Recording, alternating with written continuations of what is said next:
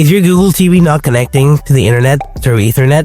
This usually happens because of loose or faulty cables, adapter compatibility issues, or sometimes a network configuration problem.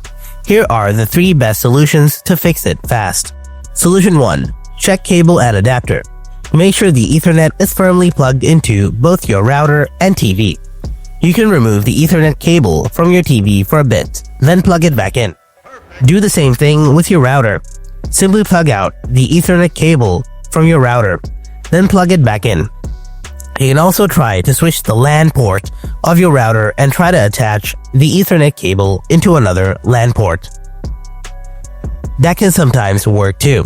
If possible, test with another Ethernet cable or adapter.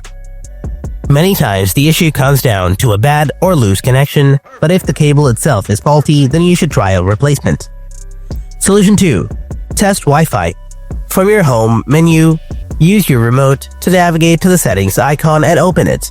Open Network and Internet. Now try using the Wi-Fi option of the same network that is giving you problem with the Ethernet. If that network Wi-Fi works, but Ethernet doesn't, it means that the cable is faulty. But if both of them don't work, then the problem may be with your router itself. So try changing it or contact your internet service provider. Solution 3. Restart devices and switch router port. Restart your Google TV by plugging it off completely, then plug it back on.